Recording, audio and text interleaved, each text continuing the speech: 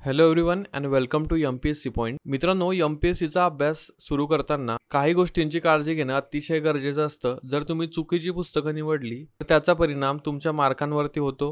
आपल्याला प्रत्येक जण सुरुवातीला सांगतो की स्टेट बोर्ड वाचले पाहिजेत, त्यानंतरच संदर्भ पुस्तकं वाचली पाहिजेत. पण स्टेट बोर्ड नेमकी कोणती वाचावी हे आपल्याला एक्झॅक्ट कोणी सांगत नाही. या व्हिडिओमध्ये मी तुम्हाला एमपीएससीची तयारी सुरू करताना स्पेसिफिकली एमपीएससी कंबाईन ग्रुप बी आणि सी आपण कोणती स्टेट बोर्डची पुस्तकं वाचली पाहिजे हे सांगणार आहे. बघा, जे जुने विद्यार्थी आहे त्यांनी स्टेट बोर्डची पुस्तकं नाही वाचली तरी चालतील, पण जे नवीन आहे ज्यांना एक आयडिया घ्यायची आहे कोणत्या विषयामध्ये काय असतं, तर त्यांनी स्टेट बोर्ड नक्की वाचले पाहिजे. नवीनसाठी हा व्हिडिओ खूपच इम्पॉर्टंट आहे, जुन्यांना तर बऱ्याच जणांना माहीत असेल. सो चला तर आजच्या व्हिडिओला आपण सुरुवात करूया.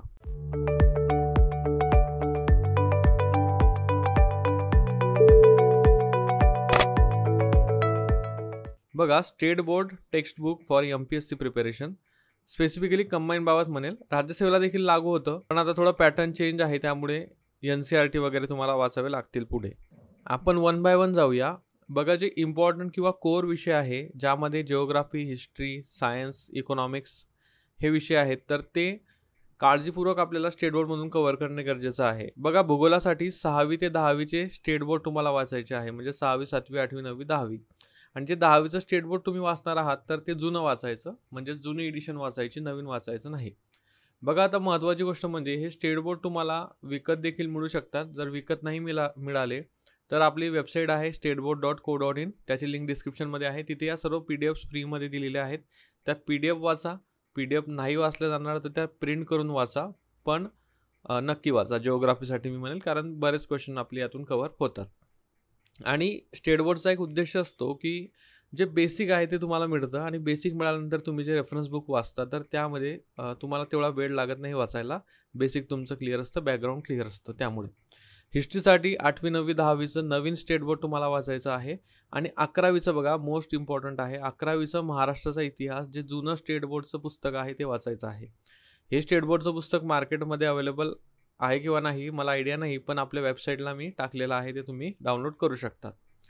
सायन्सला बघा, 6वी ते 10वी सिलेबस किंवा PYQ ओरिएंटेड, म्हणजे जे आपल्या प्रिलिम्सला किंवा मेन्सला विचारतात सायन्स, तर त्यातील जे टॉपिक आहे जसं की वनस्पती वर्गीकरण, प्राणी वर्गीकरण, त्यानंतर फिजिक्समधील लाईट, साऊंड, केमिस्ट्रीमधील पिरियडिक टेबल, ॲटॉमिक नंबर्स वगैरे विचारतात, तर ते सर्व तुम्हाला त्याच्या ओरिएंटेड जे टॉपिक आहे, त्याच्या रिलेटेड जे टॉपिक आहे तेच फक्त या पुस्तकांमधून कव्हर करायचे आहे.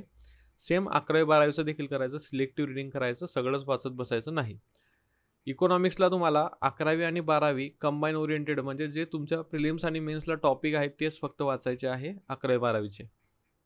इन्व्हायरमेंटला तुम्हाला 11वी 12वी इन्व्हायरमेंट बघा मेन्सला असतं, तुम्हाला एक साधारणतः 4 ते 5 प्रश्न येतात, तर 11वी 12वीचं पुस्तक जे आहे इन्व्हायरमेंटचं ते वाचू शकतात. हे सगळे स्टेट बोर्डची लिस्ट आहे.